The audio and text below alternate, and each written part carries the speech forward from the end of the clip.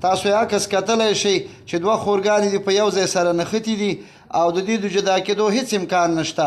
نو په شریعت کې د دوی دپاره د واده حکم څنګه دی؟ دا څنګه واده وکړي؟ یعنې یو میړه وکړي او که نه بیل بیل میړه وکړي؟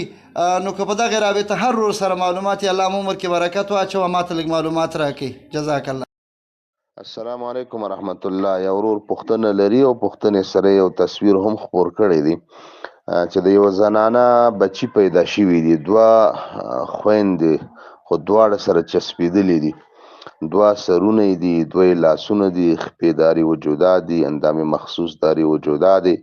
دا دوه خویندې سره چسپېدلې او لګېدلې دي. ډاکټران وایي که دا سره جدا کوو نو دا ژوندي نشي پاتې کېدلی، د دوی د ژوند امکان نشته، نو دا به همداسې سره چسپېدلې وي او دا وایي حقیقت هم لري. که تصویر خپور کړی دی نو د دوی د نکاح مسله وایي څنګه ده. اوس که یوه خور نکاح کوي نو دا بل خور سره چسپېدلې ده، نو د یو شخص په نکاح کې دوه خویندې راتلل په شریعت کې ناروا دی. د دې مسلې وایي څه حل دی؟ دوستانو د دې مسلې حل دوه علماو په دوه کتابونو کې کړی دی، نورو کې به هم شوی وي خو ما سره موجوده دا دوه کتابونه دي.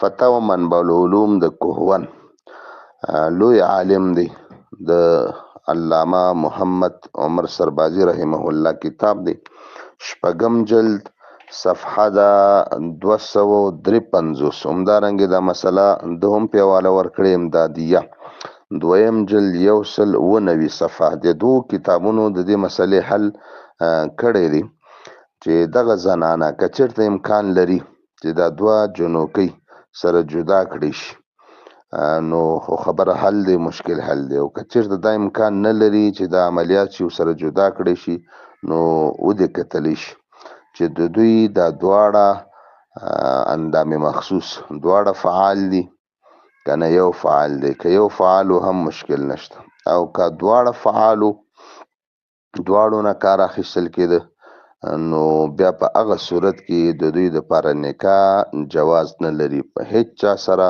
په هیڅ وجې سره به دوی بیا نکاح ته غاړه نه ږدي او نکاح به نه کوي. الله مو خوشحال معزز.